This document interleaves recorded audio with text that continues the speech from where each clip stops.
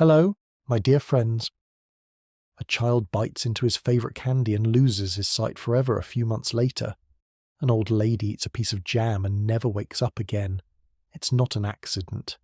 It was a daily meal in Victorian times. People didn't need poison because legal food was the silent killer, and the scariest thing is, no one saw anything wrong. Tonight we'll explore how junk food kills people silently. So, before you get comfortable, take a moment to like the video and subscribe, but only if you truly enjoy what I do here. And let me know in the comments where you're tuning in from and what time it is for you. It's always fascinating to see who's joining us from around the world. Now, dim the lights. Maybe turn on a fan for that soothing background, and let's embark on this journey together tonight.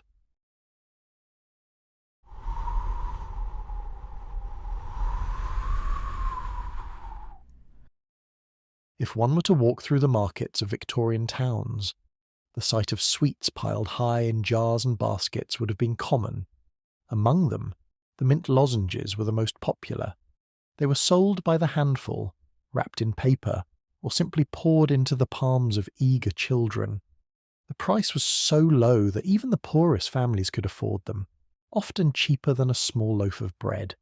For parents who wanted to give their children a taste of sweetness, the candy seemed like a small joy in lives filled with work and want. It looked clean, it looked harmless, and it was everywhere. The truth, however, was far from sweet.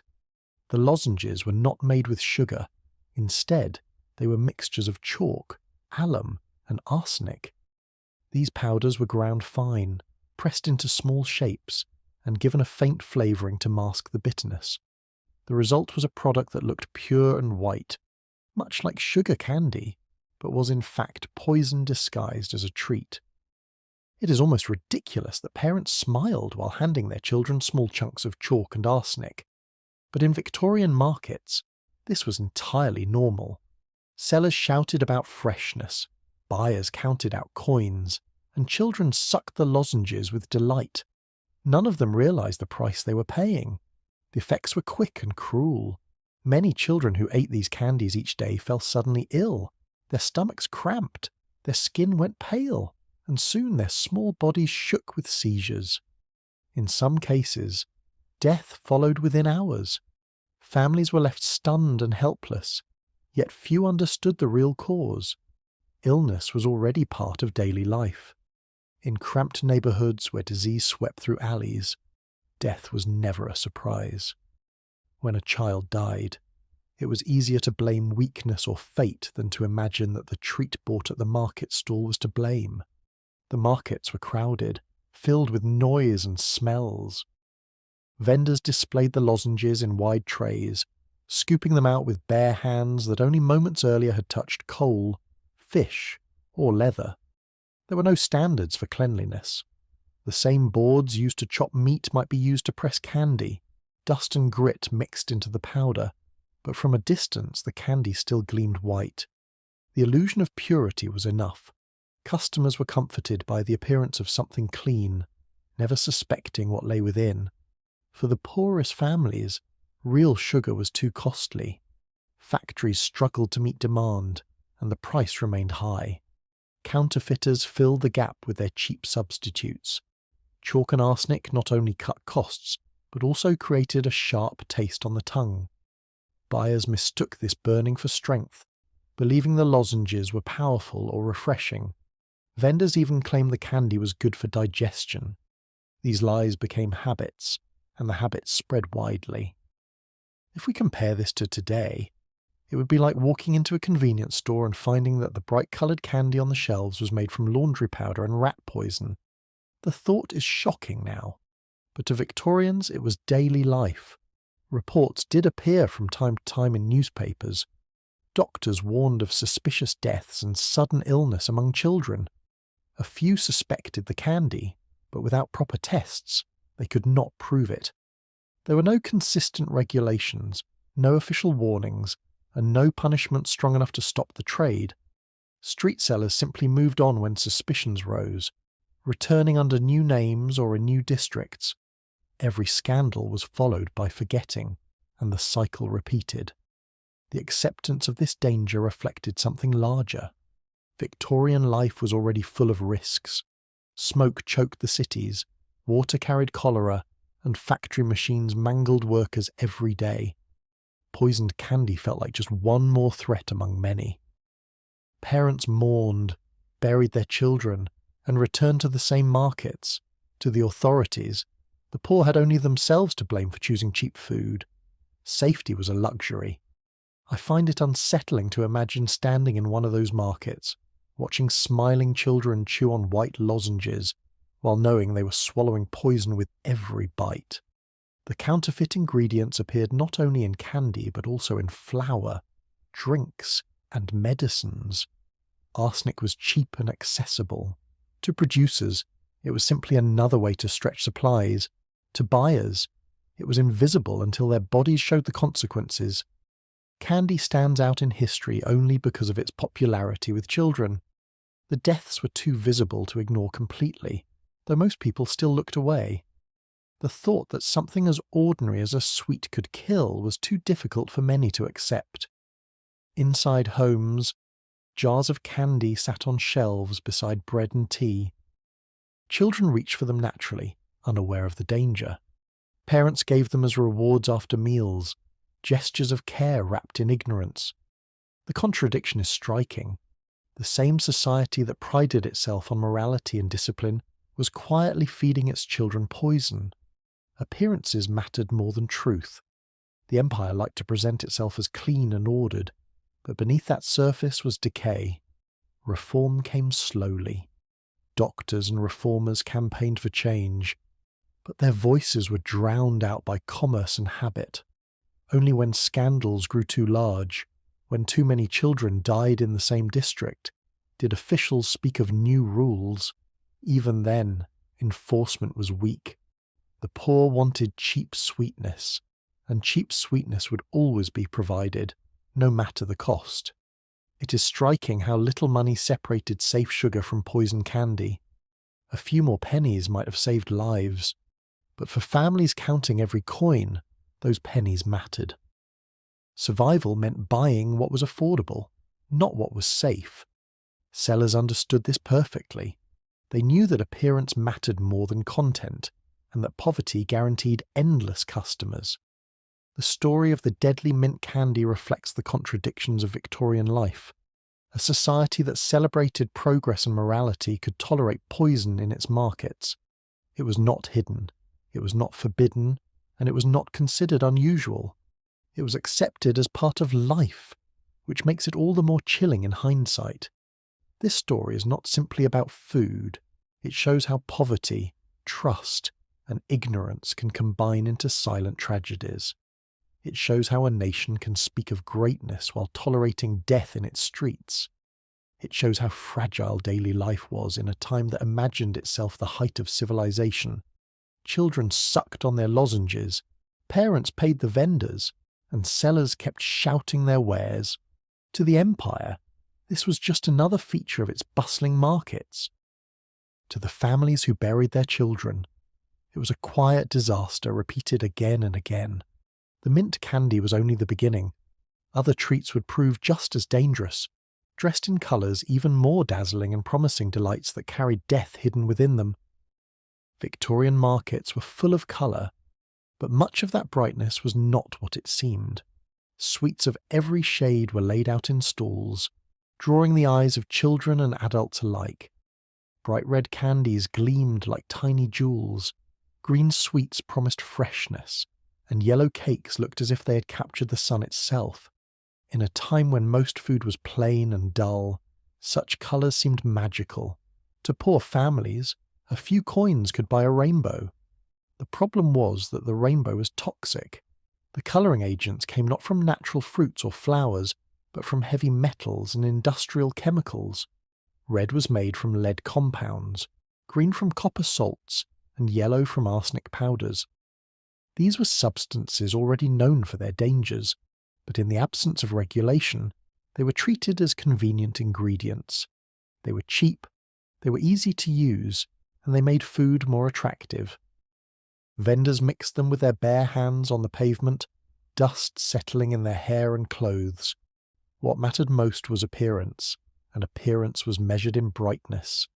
It is almost comical to think that a sweet red candy might have owed its beauty to the same material used in paint for ships and pipes. But that was the normal practice of the time. Children were the ones most drawn to these colours. A child's eye sees brightness as a promise, and in Victorian Britain, those promises were deadly. Parents bought them without hesitation, thinking that candy so vivid must be better than the pale alternatives. The more dazzling the treat, the faster it sold. No one stopped to wonder how the colours were made, and few wanted to ask questions when the price was so low. The body reacted harshly to these pigments. Lead poisoned the blood and damaged the brain. Copper corroded the stomach and caused vomiting, and arsenic attacked the skin and lungs. The effects were sometimes immediate, sometimes slow, but always harmful. Children who ate the candies regularly became pale and weak, their teeth rotting, their hands trembling. Some lost the ability to walk steadily, their muscles too damaged to hold them upright. In the most severe cases, they simply did not recover. The sellers worked in conditions that would horrify modern standards. Buckets of powdered pigments sat open by the roadside. Vendors mixed them with sugar substitutes, water, and flour using bare arms, sometimes even their feet. Flies swarmed over the mixtures, and smoke from nearby chimneys coated everything in a layer of soot. The sweets were then spread on trays and left to harden in the open air, collecting dust and dirt from passing carts. Yet customers still bought them eagerly, because colour had the power to hide filth. It is striking how little attention was paid to safety. Newspapers occasionally reported on mysterious illnesses after fairs and market days, when whole groups of children fell sick at once. Doctors suspected contamination but could rarely prove it. The public soon forgot, distracted by other concerns, and the markets continued as before. If we compare this to today, it would be like walking into a candy store and finding that the brightest lollipops had been dipped in paint stripper or metal polish. The thought is absurd to us, but for the Victorians, it was accepted as normal commerce. The colours also served another purpose. They gave poor families the illusion of luxury. To serve bright cakes or vivid sweets at home made a family seem more respectable, more modern, more refined. Even if the taste was bitter or harsh, the appearance was enough to impress neighbours and visitors. The same society that prized respectability above all else was willing to sacrifice safety for the sake of image.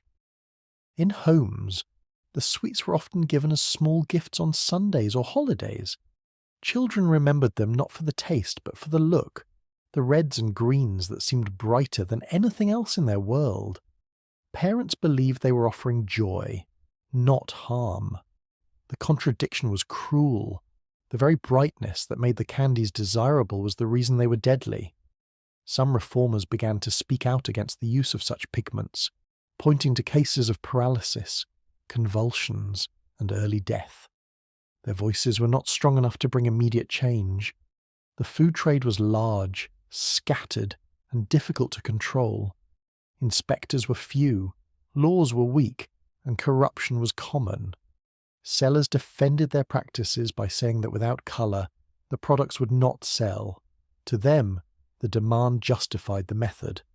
The irony is hard to miss. Britain prided itself on science, progress, and enlightenment. Yet its markets relied on poisons to sell candy to children. Families believed they were participating in modern life when, in reality, they were feeding their children substances that destroyed their health. I cannot help but feel uneasy imagining how many parents watch their children's eyes light up at the sight of a bright, sweet, never realizing that the very colours were slowly draining the life from them. The situation reflects a deeper truth about Victorian society. Progress was measured in appearances, not in protections. Colour was celebrated, industry was admired, and questions of safety were brushed aside. The poorest bore the brunt of the consequences, because they were the ones most dependent on cheap food. The wealthy could afford safer options. though even their kitchens were not free from risk. Over time, the use of toxic pigments spread beyond candy, drinks, pickles, and even bread were coloured with the same substances. The public began to consume these poisons daily, often without realising it. The effects accumulated, weakening bodies and shortening lives. Still, little was done to stop it. Reform only came when scandals grew too large to ignore, when entire groups fell sick at once, or when enough public pressure forced officials to act. The story of the poisonous colours shows how far people will go to chase beauty, even at the cost of health. A dull sweet might have been safe, but it would not sell. A bright sweet sold instantly, even if it carried death inside it. The market rewarded danger, and danger became tradition. Looking back, it is easy to judge. We imagine ourselves more informed, more cautious, more protected. Yet the lesson remains relevant. Societies often value appearances over substance, image over truth. The Victorians painted their food with poison to make it attractive, and their children paid the price. Children chewed on red candies made of lead, green lozenges laced with copper, and yellow cakes sprinkled with arsenic. They licked their fingers, smiled with stained mouths, and begged for more. The parents bought them, the vendors sold them, and the cycle continued. It was normal then, but deadly all the same. The bright candies were not the last trick of the Victorian food trade. If colour could deceive, so too could the oils used for frying, as the next story of rancid fats and reeking stalls would soon reveal. The Victorian appetite for cheap food did not stop with sweets. In the crowded alleys and busy squares of cities, the smell of fried snacks drew in countless customers. Stalls promised hot potatoes, sausages, and small cakes, all sizzling in pans of oil that seemed endless. To working people, a quick fried meal was filling and affordable. It was something warm to eat after long hours in cold factories or damp workshops. The frying pans gave off smoke, the vendors called out their prices, and the food was served without plates or care. Yet what lay behind this food was a practice that turned hunger into a hazard. The oil used for frying was rarely fresh.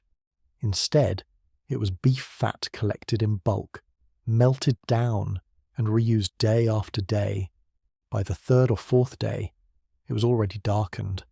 After a week, it turned nearly black, thick and sticky, with a stench that clung to everything. Still, vendors kept using it, adding scraps of new fat when the old supply grew too low. What mattered most was not quality, but profit. It is almost amusing in a grim way to think of vendors bragging about crisp potatoes while dunking them in grease that smelled like a dead animal left in the sun. The odour was unmistakable. Those who passed by the stalls would catch the sharp, rancid scent before they saw the food.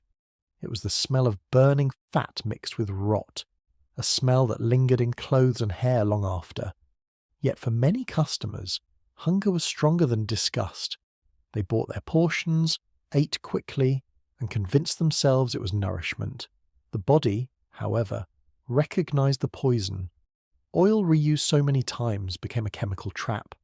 Fats broken down by constant heat-release compounds that attack the stomach and the liver. The blackened residue clung to fried food, sticking to the throat and coating the tongue. Stomach cramps, vomiting, and diarrhea often followed. But customers did not connect these symptoms with the oil. Illness was everywhere in Victorian towns, and foodborne sickness was just another shadow among many. Vendors knew the oil smelled foul. They tried simple tricks to cover it. Some poured perfume directly into the fat, believing the floral scent would hide the stench. Others stirred in alcohol, letting the sharp fumes mask the rot. A handful of salt was sometimes thrown in, not to season the food, but to confuse the nose. These attempts were clumsy but common. Customers, desperate for food, pretended not to notice. If we compare this to today, it would be like buying fries from a street stall where the oil had been used for weeks, with perfume sprayed in to disguise the odour. The thought is grotesque, but for the Victorians, It was the reality of cheap meals. The workers who fried the food suffered too. Standing over the rancid pans for hours, they breathed in the thick smoke, their eyes watering and throats burning. The fumes coated their lungs and stained their skin. Some coughed constantly, others grew weak from constant exposure, but the work was steady, and steady work meant survival. Few could afford to stop. Children were frequent customers. For a penny or two, they could buy a stick of fried potato or a small piece of sausage. They gathered around stalls after school, coins clutched in dirty hands, waiting for their turn. The first bite burned their tongues, the grease dripped down their chins, and they smiled anyway. For many, it was the only hot food they tasted that day. The joy of eating outweighed the bitterness of the oil, at least in the moment. At times, the rancid fat was collected from the most questionable sources. Butchers sold scraps swept from floors, pieces too rotten for sale, or fat cut from diseased animals. These were boiled down and sold to vendors in bulk. Nothing was wasted if it could be sold. Customers who thought they were eating beef were in fact eating the remnants of carcasses that should have been destroyed. Reformers who discovered this practice tried to raise an alarm, but their voices were drowned out by the noise of the markets. The cheap fried food became a symbol of the gap between the classes. The wealthy dined on roasts cooked with fresh butter, while the poor ate potatoes fried in oil, black with decay. Respectable families wrinkled their noses at the smell of street stalls, but they did not depend on them. For the working poor, however, the stalls were a survival. The persistence of rancid oil reveals how much appearance mattered more than truth. The food looked golden and crisp when lifted from the pan. Customers saw colour, not the oil beneath it. They tasted salt and spice, not the sickness carried within. Vendors learned to serve quickly, to keep the food moving, so no one lingered long enough to question it. Inevitably, outbreaks of sickness followed. Groups of workers fell ill after eating at the same stall. Children missed school because of stomach cramps. Some deaths occurred, though they were rarely traced to the frying oil. Disease in Victorian Britain had many sources, and it was easy to hide one more among them. I often imagine myself walking through those alleys, catching the smell of rancid fat, and wondering how many lives were shortened by something as ordinary as a fried potato. The use of rancid oil was not unique to Britain, but in the Victorian age, it took on a special intensity. The combination of poverty, industrialisation, and lack of regulation made it nearly inevitable. There were too many mouths to feed, too few resources, and too much profit to be made by cutting corners. Vendors were not evil, but they were desperate. Their customers were desperate too. Together, they created a system that turned decay into food. What lingers most from this story is not the smell or the sickness, but the acceptance. People knew the oil was foul, yet they ate anyway. They trusted that a full stomach was better than an empty one, even if the food carried harm. It was a gamble played daily by thousands, a gamble that too often ended in pain. The frying stalls did not disappear. They grew more common as cities expanded, feeding workers late into the night. The sight of blackened oil bubbling in iron pans became as much a part of Victorian streets as gas lamps and horse-drawn carts. The empire prided itself on progress, but its progress often smelled like rotting fat. And yet, for all the horror, the stalls remained crowded. The need for warmth and food was greater than the fear of sickness. In that contradiction lies the heart of Victorian life, a world that seemed powerful and modern on the surface, while beneath it, decay was served daily to the poor. The rancid oil that fed the working classes was only one chapter in the hidden dangers of Victorian eating. There were other substances, equally dangerous, waiting in bottles labelled as medicine and offered even to children. The story of food in Victorian Britain was not only about what was eaten, but also about what was hidden. In every market, every stall, and every shop, the line between nourishment and poison was thin. No inspectors were walking the streets, No officials were checking the ingredients, and no laws were strong enough to prevent harm. Every purchase was a gamble. What looked like candy might contain arsenic. What smelled like fried meat might be cooked in rotten fat.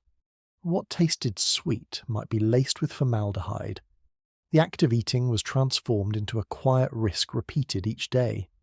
The frightening part was not that these dangers existed, but that no one seemed responsible. There was no agency to regulate, no warnings posted in shops, no standards enforced on vendors. Deaths occurred, sickness spread, and yet no authority stepped forward to protect the public. It is almost laughable in a bitter way to imagine a society proud of its morality and order, while at the same time letting its children eat poison sold openly on every street. The contradiction was sharp, but it was accepted as part of life. What made it worse was the silence of the government. Officials were aware of the scandals. Newspapers wrote about sudden deaths. Doctors whispered about contaminated food, and reformers called for attention. Yet little changed. Economic growth was the priority, and anything that might disrupt the booming trade of food and drink was ignored. To question the safety of food was to question the success of the empire, and few in power wished to risk that. For ordinary families, this silence was deadly. They had no way to test or verify what they bought. A loaf of bread, a stick of candy, or a bottle of syrup might be safe one day and deadly the next. The lack of trust shaped the way people lived. Rumours spread quickly when children died, but without evidence, nothing changed. Neighbours warned each other, but warnings could not compete with hunger and habit. Families kept buying because the alternatives were too expensive. Eating became a lottery. Some sweets were harmless, others lethal. Some oils gave nothing worse than indigestion. Others left people vomiting through the night. Some syrups calmed a child. Others silenced them forever. To walk through the markets was to step into a field of choices where appearances offered no protection. The only certainty was uncertainty itself. If we compare this to today, it would be like walking into a supermarket where every product might contain toxic chemicals, and no labels or authorities could tell you which was safe. The very act of shopping would feel like gambling with your own life. The fear, however, was muted by routine. People grew used to the risks. They told themselves that illness was common anyway, that life was full of dangers beyond their control, in a world where factories mangled workers and diseases swept through slums. Poisoned food was just one more hazard. It blended into the background, hidden in plain sight. The children were the most vulnerable. They begged for the brightest candies, the sweetest syrups, the fried treats that sizzled in the market stalls. Parents could not always say no, and often they did not want to. Small joys mattered, even in hard times. When a child grew sick after eating, it was easy to think the cause was something else. Few wanted to believe that something sold so openly could be responsible for death. The lack of accountability shaped the entire food industry. Vendors felt no fear of punishment because there was none. They cut costs as much as possible, knowing that profit mattered more than safety. Manufacturers disguised poisons as flavourings, preservatives, or colourings, and still sold them legally. The system rewarded deception and punished honesty, because safer products cost more and sell less. From a distance, Victorian Britain seemed like a model of civilization. The empire boasted of its discipline, its science, its sense of order, yet in the very markets that fed its people, chaos ruled. The contrast was startling. Respectable families filled their homes with books and portraits, while their cupboards stored foods laced with toxins. The empire celebrated its progress while ignoring the suffering caused by the very products it praised. I often think that if I had lived in that time, I would have bought those foods as well, trusting the system that everyone else trusted, and never questioning the danger hidden inside. That is what makes the story both believable and disturbing. The government's knowledge and inaction remain one of the darkest elements of the story. Officials knew that deaths were happening. They knew that markets sold dangerous goods, yet they avoided responsibility. claiming that families had to be careful themselves. It was a convenient excuse, one that shifted blame away from those who could have acted. The silence was not ignorance but choice. This choice had consequences. The empire grew richer, but its people grew weaker. Families who depended on cheap food found themselves slowly poisoned. Children died before their time. Workers fell sick more often, and entire communities bore the burden. The state stood aside, protecting trade and industry while leaving its citizens vulnerable. What makes the story even more haunting is how ordinary it all was.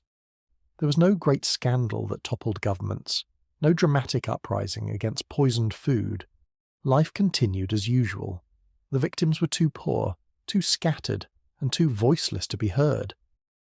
The empire continued to present itself as strong, while in truth it was fragile, dependent on practices that drained the health of its own people. Eating in Victorian Britain was not simply about filling the stomach, it was about taking a risk, every single day, without knowing what the outcome might be. The market stalls offered more than food. They offered uncertainty, chance, and danger, wrapped in the colours and smells of ordinary life.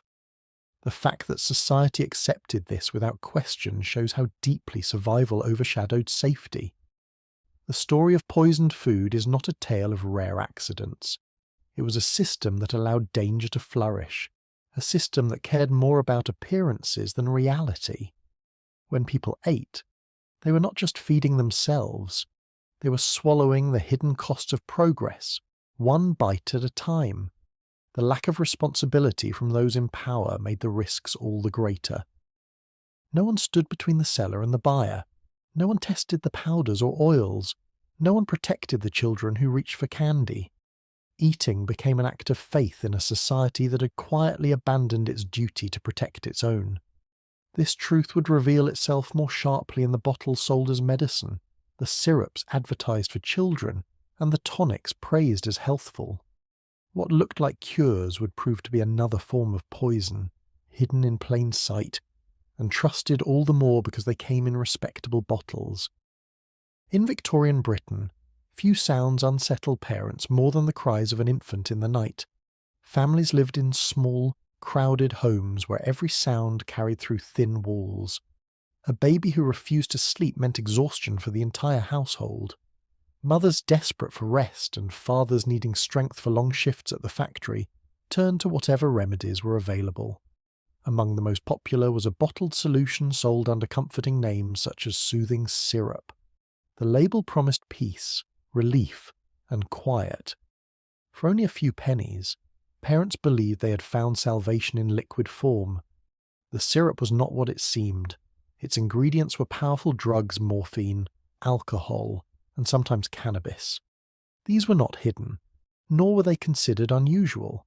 In fact, the presence of morphine was advertised as proof of effectiveness. Parents poured it into spoons and placed it carefully in the mouths of infants, trusting the medicine to calm them, and calm them it did. Babies who had been restless soon drifted into silence. Entire households breathed easier, unaware of the danger that had been swallowed.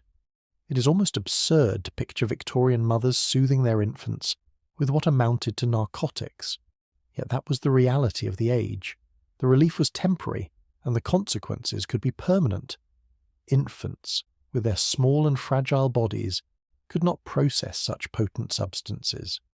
Some slipped into sleep so deep it became the final sleep of their lives. Sudden infant deaths multiplied, yet few made the connection to the syrup. Doctors themselves recommended it, shopkeepers praised it, and advertisements filled newspapers with claims of safety. Families mourned in silence, believing that their child had simply been too weak for the world. The bottles were everywhere. Pharmacies sold them openly, grocers kept them on shelves, and peddlers carried them from street to street. There was no stigma attached, no sense that these syrups were anything but medicine.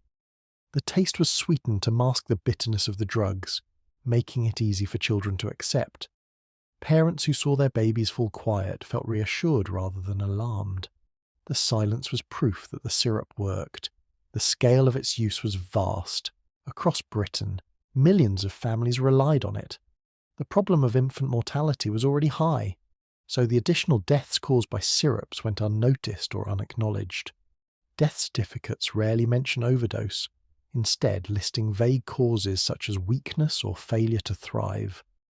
The very practice of giving infants morphine was hidden by the assumption that it was proper medicine. If we compare this to today, it would be like selling bottles of cough syrup for babies in every supermarket, each one laced with opioids, and parents using them nightly without the slightest warning. The idea seems impossible now, but it was ordinary then. Mothers were often blamed when children died, accused of neglect or poor care. Few critics looked to the bottles lined up in cupboards as the cause. The irony is painful. The very act of caring for children by giving them medicine was sometimes the reason they never woke again. Fathers buried their infants. Mothers carried grief in silence, and society carried on as if nothing had happened. The marketing of the syrups was clever. They were given names that sounded gentle, safe, and nurturing. Words like soothing, quiet, and comfort filled the labels. Pictures of calmer babies decorated the advertisements. The message was clear: good parents used these products. To resist them was to risk being seen as old-fashioned or neglectful. Commerce dressed poison as love, and love accepted the disguise. Doctors of the time did not challenge the practice strongly. Medicine was still developing, and many physicians trusted the same remedies as their patients. Morphine was celebrated for its ability to relieve pain, and alcohol was thought to strengthen the body. Combined in syrup, they seemed a miracle. Few understood addiction, and fewer still understood the long-term effects on children. What mattered most was quiet in the home and relief for the parents. The cultural acceptance of these syrups shows how deeply Victorian society trusted appearances. A neatly labelled bottle from a shop was considered respectable, no matter what it contained. Parents would have hesitated to give their infants a pipe of opium, but they thought nothing of feeding them morphine in liquid form. The line between medicine and poison blurred until it disappeared entirely. I find myself troubled imagining the shelves of Victorian kitchens, lined not with remedies but with bottles that silently carried away the youngest lives. The persistence of these syrups was tied to poverty. Families with little space and few resources needed quick solutions. A crying baby in a crowded tenement could wake neighbours and strain relationships. Exhausted mothers needed rest, and fathers needed to rise early for labour. The syrup promised answers that bread or blankets could not provide. It was cheaper than hiring help, easier than constant rocking, and more effective than prayer. In that sense, it fit perfectly into the demands of industrial society. What is haunting is how long the practice lasted. For decades, syrups with morphine and alcohol continued to be sold, even as whispers of their dangers grew. Reformers campaigned, but progress was slow. The deaths of infants did not stir the same outrage as other scandals, perhaps because they were scattered and silent. No great event forced change, only gradual recognition over many years. The story of soothing syrups illustrates how trust and desperation can combine to deadly effect. Parents wanted peace, merchants wanted profit, and doctors wanted to believe in progress. Together, they created a culture where narcotics for infants were considered normal. The result was tragedy disguised as care. In the broader picture, these syrups fit into the same pattern as poisonous candies and rancid oils. They show how Victorian society treated food and medicine with the same careless acceptance. If it was cheap, available, and promised relief, it was embraced. Only later did people realise the cost. The quiet bottles of syrup remind us that not all dangers in Victorian markets were bright or noisy. Some were subtle, hidden in sweetness, swallowed without question. They worked silently, and their victims were the most defenceless of all. The syrup story was not the only example of drugs slipping unnoticed into daily life. Other beverages, equally dangerous, were sold as refreshing health tonics, containing substances that today we would never allow in the hands of children. In Victorian Britain, The idea of health and refreshment was often sold in a glass. Tonics and sodas promised to lift the spirit, strengthen the body, and bring energy to those who felt weary. Among the most popular were cherry-flavoured sodas, brightly advertised and sweet to the taste. They were poured from bottles in pharmacies, mixed at fountains in schools, and even offered at gatherings in churches. The drink seemed innocent, even respectable, but hidden in its fizzing sweetness was a substance far from harmless. These sodas were mixed with cocaine, and their popularity spread quickly across every class and age. The presence of cocaine in such drinks was not disguised. It was celebrated as a modern discovery, a gift of science. Newspapers printed articles praising its stimulating effects, and advertisements spoke of renewed vigour after only a few sips. Customers were encouraged to drink daily, not only for pleasure but for health. The mixture of sugar, flavour, and stimulant seemed perfect for an industrial society where exhaustion was constant. Parents gave it to children, teachers allowed it in schools, and priests saw no harm in serving it at community events. It is almost laughable that people thought bottles of soda laced with cocaine could pass as health tonics, but that was exactly what was believed. The effects were immediate. Customers felt alert, their minds sharpened, their moods lifted. For those who spent long hours in factories or workshops, the drink felt like a miracle. Children drank it before classes, convinced it helped them focus. The elderly sipped it to ease fatigue, grateful for the burst of energy. Families began to keep bottles at home, offering them with meals or to guests.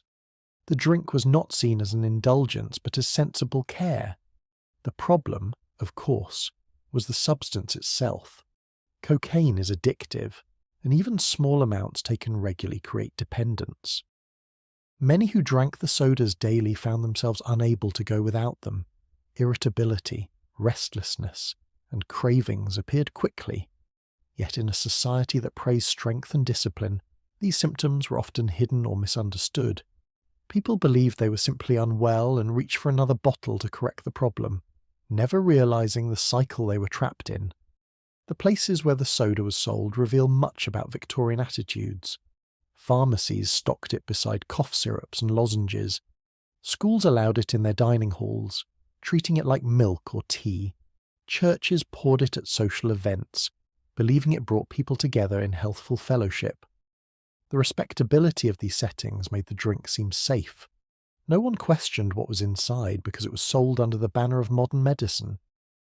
If we compare this to today, it would be like finding bottles of energy drinks spiked with narcotics placed openly in schools, pharmacies, and churches, advertised as the best way to stay healthy.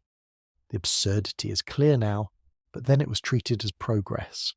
Children were among the most vulnerable. Their small bodies responded quickly to the stimulant, and their habits formed even faster. Some became restless in class, unable to sit still without another dose. Others refused to eat ordinary food, preferring the sweet soda instead.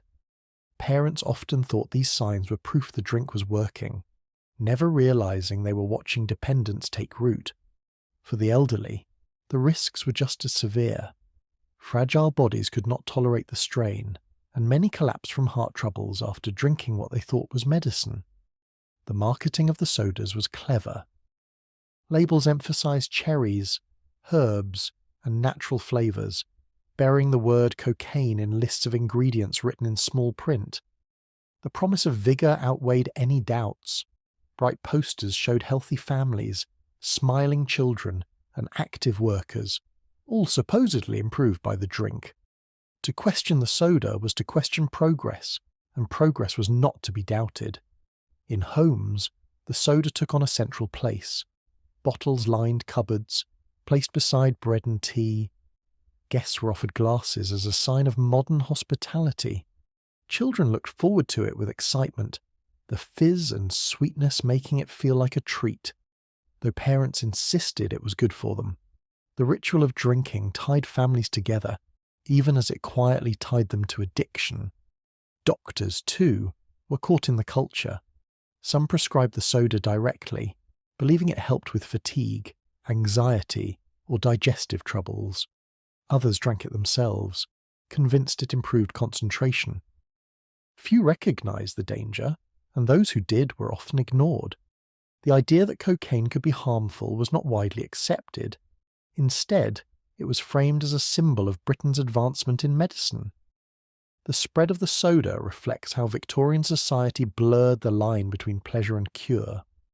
What should have been treated with caution was instead embraced with enthusiasm.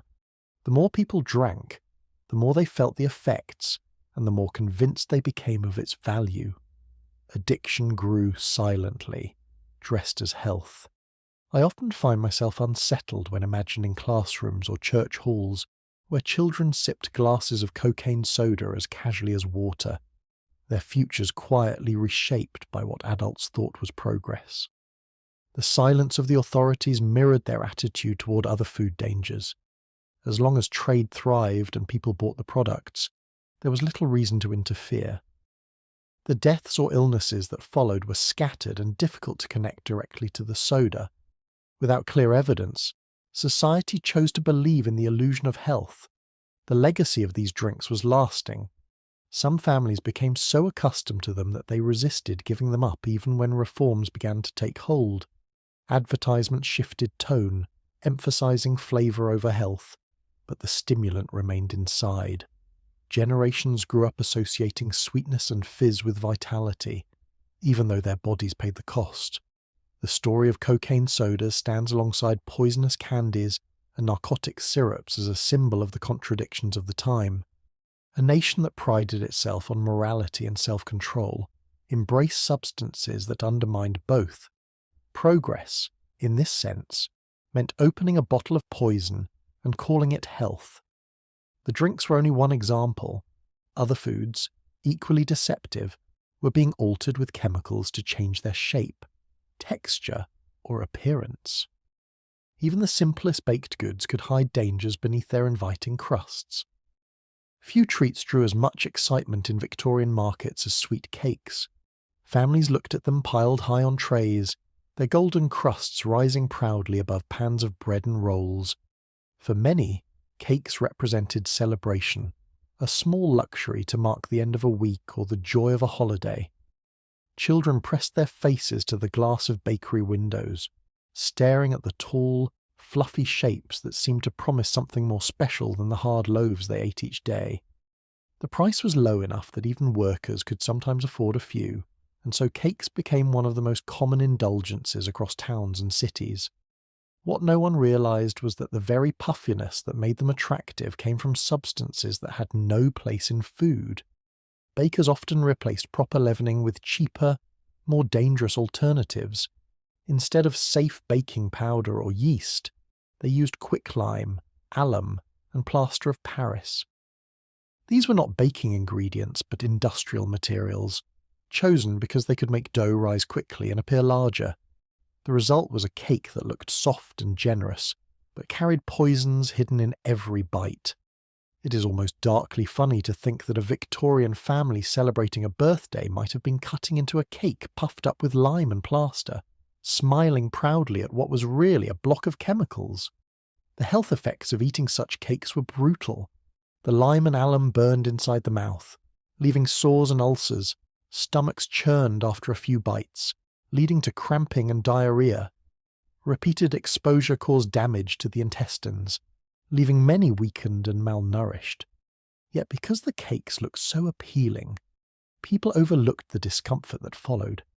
Some even convinced themselves that the sharp taste was a sign of quality, never imagining the real reason for their suffering. Bakers knew what they were doing. They understood that their customers wanted large cakes that looked impressive.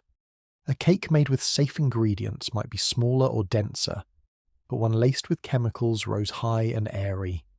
To keep suspicions low, sellers smothered the cakes in thick layers of sugar or drenched them in syrup made from cheap fruit and colouring.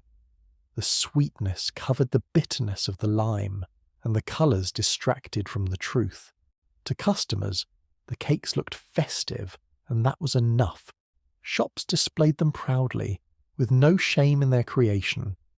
Bakers shouted about freshness, pointing to the steam rising from ovens. Children carried them home wrapped in paper, their fingers sticky with syrup before they even reached the door. The illusion was complete, something beautiful, affordable, and filling. Beneath the surface, though, the cake was as dangerous as the candies coloured with arsenic or the oils fried until rancid. Medical reports from the time noted cases of severe stomach illness linked to cakes. Doctors observed children with ulcers in their mouths, women suffering from constant cramps, and men too weak to work after frequent indulgence. Still, few connected these symptoms with the baked goods. Food was rarely suspected, and when it was, proof was nearly impossible. Without tests or oversight, blame shifted elsewhere. Families assumed the illness came from bad water or seasonal fever. The bakeries kept working, and the cakes kept selling. The social meaning of cakes made them even more dangerous. Bread was survival, but cake was pride. To serve cake in the home suggested care and celebration. Families who could not afford luxuries like meat or fine wine might still stretch their budgets to buy cakes for Sunday or special occasions. To deny a child a sweet was to deny them a small piece of joy in lives filled with hardship. That sense of duty made the risk invisible. If we compare this to today, it would be like serving children birthday cakes made with cement powder and bleach, decorated so beautifully that parents ignored the taste. The absurdity is clear now, but at the time it was woven into daily life. Children were the most enthusiastic eaters, tearing into slices thick with sugar and syrup. Their bodies, more fragile than adults, paid the heaviest price. Stomach illnesses spread through schools, and many children failed to thrive, weakened by constant exposure to toxins. Parents mourned quietly, often blaming fate rather than food. It was easier to accept loss than to imagine that a celebratory treat had killed a child. For bakers, profit mattered most. Alum and lime were cheap, plentiful, and effective. Real ingredients were expensive, and using them meant smaller profits. In a market where every seller competed fiercely, cutting costs was the difference between survival and failure. Some bakers may have felt guilt, but the pressure of business silenced it. Customers demanded big, fluffy cakes, and bakers delivered them, no matter the cost to health. The contradiction mirrored much of Victorian society. A nation that spoke of morality and progress allowed cakes poisoned with plaster to be sold to children. Progress was measured in outward signs, not in hidden truths. The rising cake symbolized prosperity, even as it weakened the bodies of those who ate it. I often picture myself in a Victorian bakery, smelling the sweetness of syrup and seeing the proud display of cakes, and I cannot help but wonder how many of those beautiful loaves were slowly killing the very families that treasured them. Over time, reformers tried to expose the danger. A few articles appeared in newspapers, warning of alum and plaster in bread and cakes. Some doctors spoke of cases where patients suffered clear effects from such ingredients. Yet change was slow, and enforcement weaker still.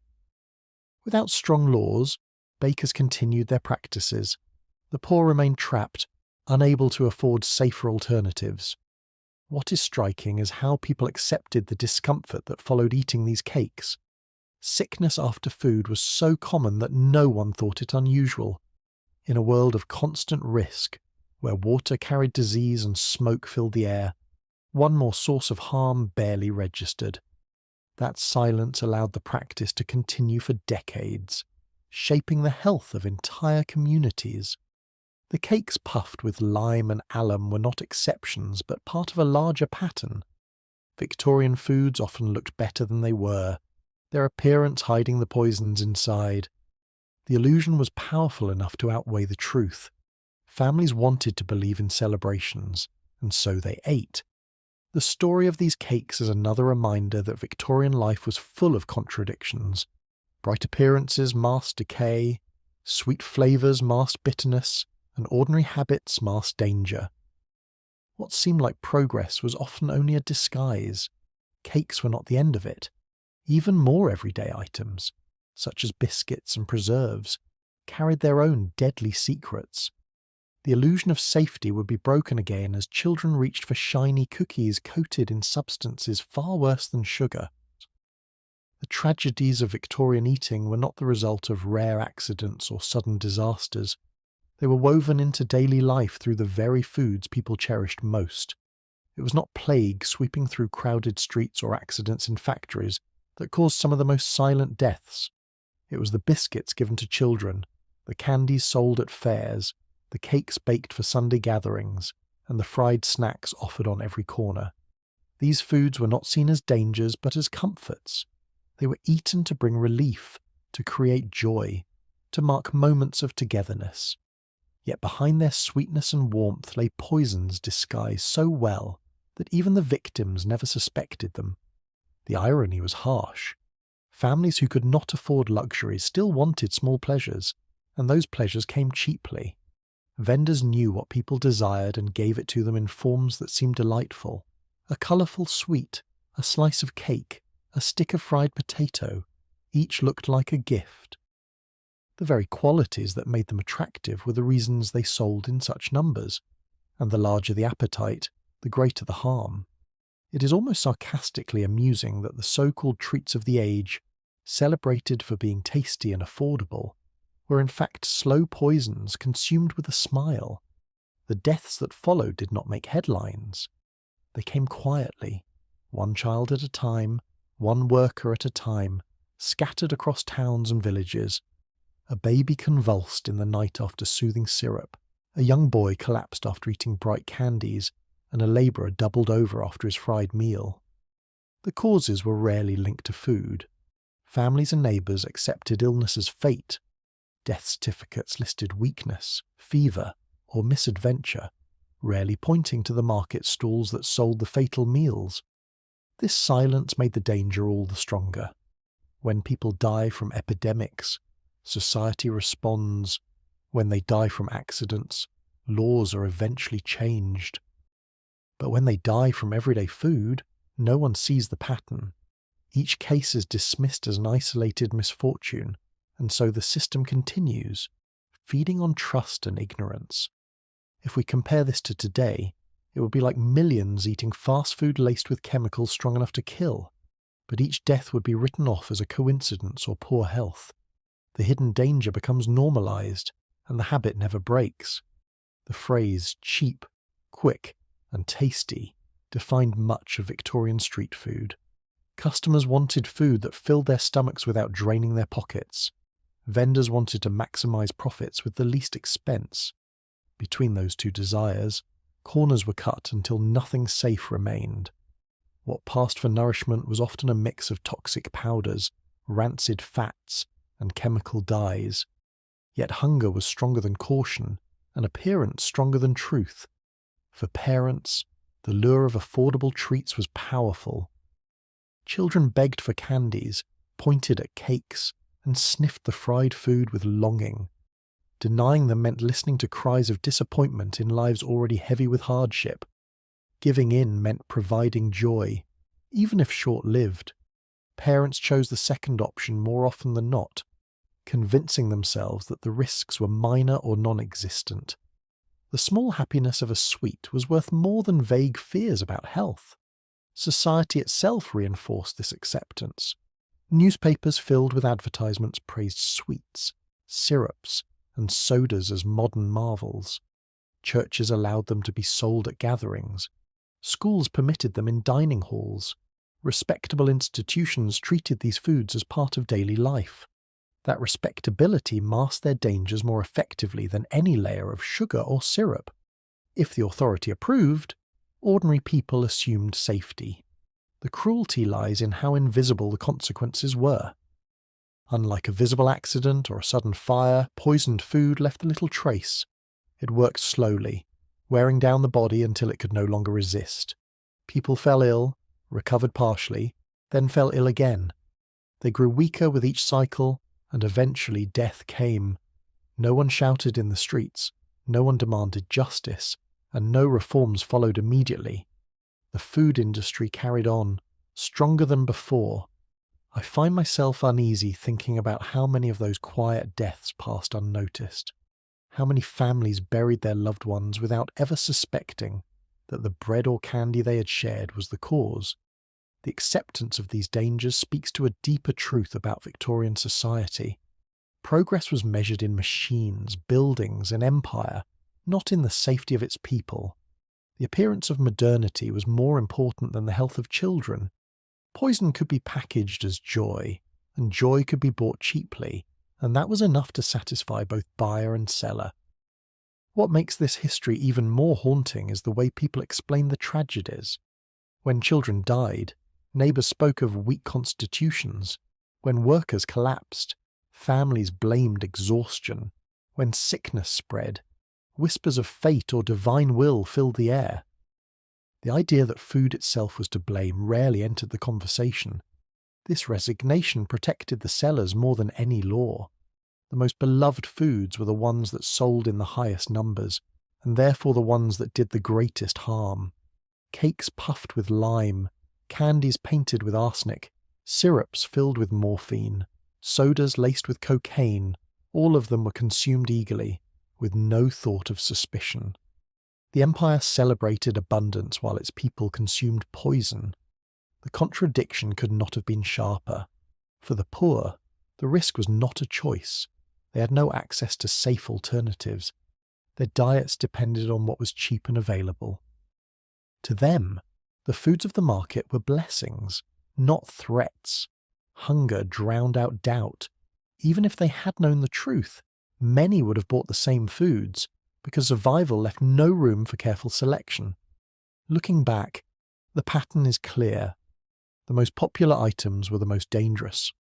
Popularity encouraged mass production encouraged shortcuts, and shortcuts encouraged the use of poisons. The cycle was self-reinforcing, and the victims were too scattered to stop it. This is why the story of Victorian food is so unsettling. It was not hidden crimes that killed people, but the ordinary meals they loved most. Death came wrapped in sweetness, served hot in paper, and sold cheaply to anyone with a coin. That ordinariness makes it far more chilling than any isolated tragedy. The foods people cherished most were also the ones that filled hospitals, graveyards, and quiet homes with suffering. Families clung to the illusion of joy, even as it consumed them. And all the while, society accepted it, telling itself that these deaths were just part of life. The cycle of hidden poisons did not stop with cakes and candies. Even biscuits, seemingly harmless in their simplicity, carried substances that promised beauty but delivered slow decay. Among the many treats that lined the stalls of Victorian markets, biscuits held a special place. They were small enough to be bought by the handful, light enough to be eaten quickly, and sweet enough to be loved by children and adults alike. To make them more appealing, bakers began to decorate their surfaces with bright white coatings that sparkled in the light. Families looked at the neat rows of glossy biscuits and believed they were buying something refined, something a step above the ordinary fare of bread and porridge. The polished appearance gave them status, as if they belonged to a higher table than the one where they would be eaten. Yet the shine was not the result of fine sugar or skillful baking. It was the result of lead. The outer glaze of these biscuits often contained powdered lead mixed into the sugar to create a pure, bright finish. Real sugar was expensive, and ordinary glazes tended to dull with age or humidity. Lead, however, gave a smooth surface that caught the eye and lasted longer. Bakers sprinkled it generously, knowing that customers admired the whiteness of their products. Parents bought them proudly. Children clutched them eagerly, and no one thought to ask what created the glittering layer on top. It is almost grimly funny to imagine Victorian families admiring biscuits that looked beautiful only because they were coated in a deadly metal. The way children ate these biscuits made the danger even worse. The first instinct was always to lick the shiny glaze before biting into the softer part beneath. In doing so, they absorbed the lead directly, with no barrier to slow its effect. Each lick, each bite, carried small doses into their systems. Over weeks and months, the poison built up silently, leaving its mark on their bodies. The symptoms began subtly. Children grew pale and tired.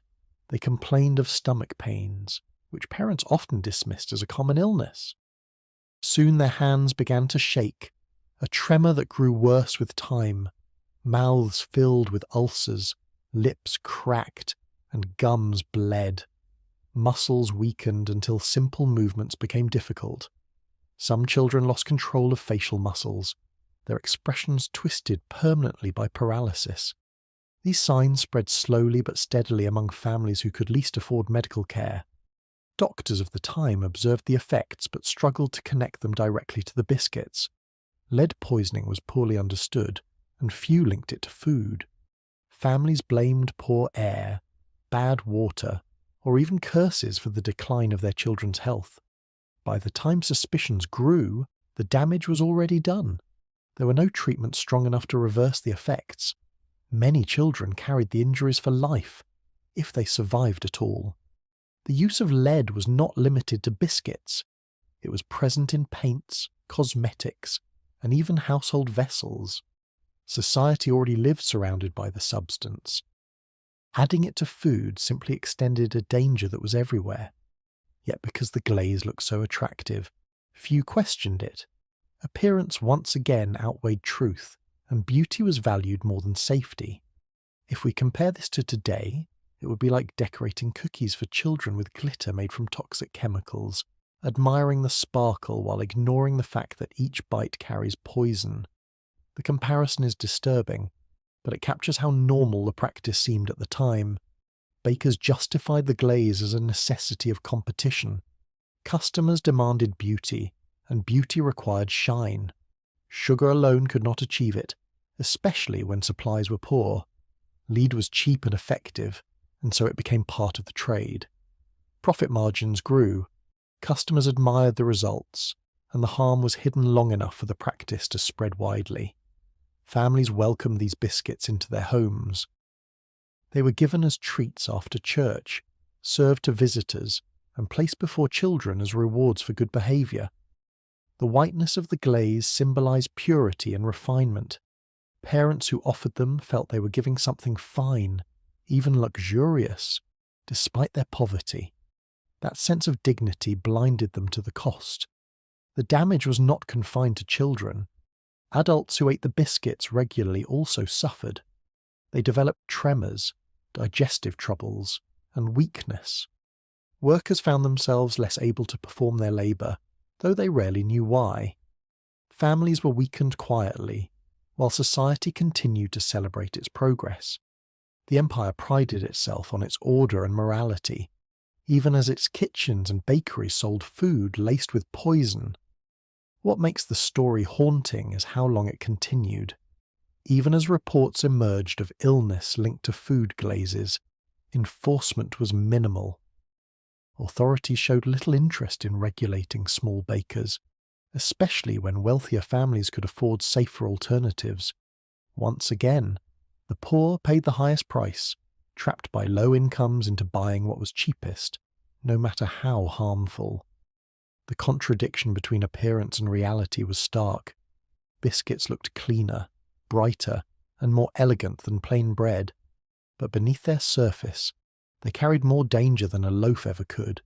Families traded safety for beauty, unaware that the cost would be lasting harm. I cannot help but feel unsettled imagining rows of children in Victorian classrooms, happily chewing shiny biscuits, their mouths sweet with sugar and lead at the same time. The picture is both ordinary and terrifying.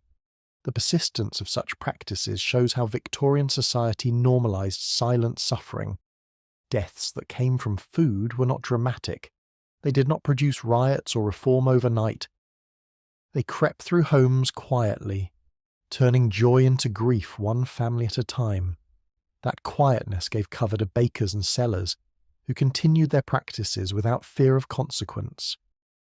The story of biscuits glazed with lead reflects a larger truth that the foods most admired for their appearance were often the most dangerous. Beauty hid decay, and society was willing to accept that bargain. The bright glaze blinded parents to the reality of poison, and children paid the price. these biscuits were not the final example. Other foods, equally common, carried dangers disguised just as cleverly. Even fruits and creams, sold as fresh and cooling, could conceal chemicals that preserved them while stealing the health of those who consumed them. Fruit preserves and frozen treats were among the most desired luxuries of Victorian Britain. For families accustomed to plain bread and porridge, a spoonful of jam on a crust or a scoop of cold ice cream on a hot day felt almost magical. Stalls in markets displayed jars of bright red jam, their colours shining under the sunlight. Vendors at fairs offered frozen desserts to laughing children, the novelty of ice in summer drawing long lines of eager customers. These foods seemed to embody progress itself, the ability to preserve fruit for weeks and to create cold sweetness even without winter frost. What few realised was that the methods behind these marvels carried grave dangers. To keep jam from spoiling in the open air, producers mixed it with formaldehyde. The chemical, known for preserving animal specimens in jars, was repurposed to extend the life of fruit spreads. Jam